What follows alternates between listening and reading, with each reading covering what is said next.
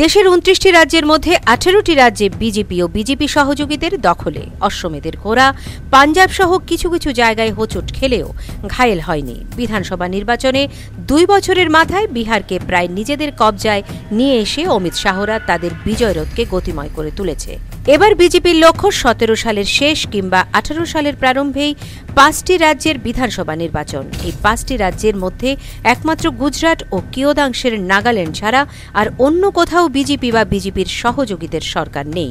হিমাচল প্রদেশ, মেঘালয়ে রয়েছে কংগ্রেস দলের সরকার, ত্রিপুরায় রয়েছে বামফ্রন্ট সরকার। আসন্ন বিধানসভা নির্বাচনগুলোর মধ্যে সবচাইতে গুরুত্বপূর্ণ নির্বাচন হতে চলছে গুজরাটের বিধানসভা নির্বাচন। ২০১৪ সালে লোকসভায় নির্বাচনে নরেন্দ্র মোদী উন্নয়নের জন্য গুজরাট মডেলকে নির্বাচনী ইস্যু করেছিলেন। নরেন্দ্র মোদীর মুখ্যমন্ত্রিত্বকালে গুজরাটের উন্নয়নকে দেশের সামনে মডেল হিসাবে দেখিয়েছিল বিজেপি। ভারতবর্ষের ৫% জনগণ বসবাস করে গুজরাটে। ভারতভূমির মাত্র ৬% রয়েছে এই গুজরাটে। তথাপি দেশের জিডিপির ৭.৬% অধিকারী এই গুজরাট। দেশের সর্ববৃহৎ ২২% রপ্তানি হয় এই গুজরাট থেকে।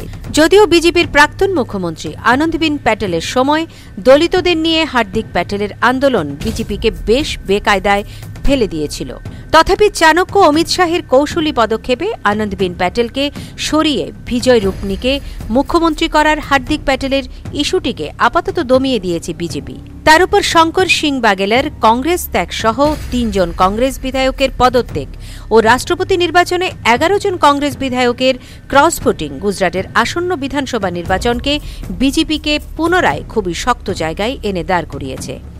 দ্বিতীয়ত, হিমাচল প্রদেশে বর্তমানে বীরভদ্র সিংয়ের মুখ্যমন্ত্রিত্বে কংগ্রেস দলের সরকার চলছে, কিন্তু ত্রিপুরার মতোই হিমাচল প্রদেশের সর্বত্র চলছে মাফিয়া রাজ। ছেয়ে গেছে দুর্নীতি, নারীদের নিরাপত্তাও শিখে উঠেছে হিমাচল প্রদেশে। সে রাজ্যের একটি স্কুল ছাত্রীর ধর্ষণ ও খুনের ঘটনার মামলা গেছে সিবিআইয়ের হাতে। সাধারণ আইন শৃঙ্খলাও ভেঙে পড়েছে হিমাচল প্রদেশে, যা কিনা ত্রিপুরার সার্বিক পরিস্থিতির সাথে সম্যক মিল পাওয়া যায়।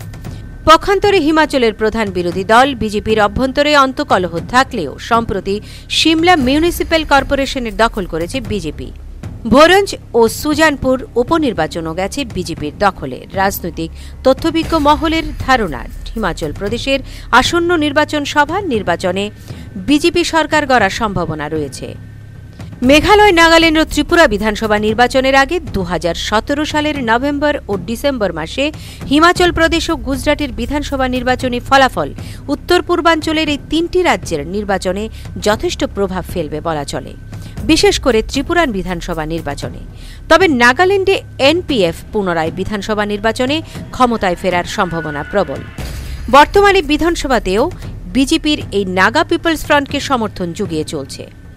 তাছাড়া উত্তর পূর্বাঞ্চলের আঞ্চলিক দলগুলোকে নিয়ে গঠিত বিজেপির হেমন্ত বিশ্ব শর্মার নেডাতে রয়েছে এই এনপিএফ।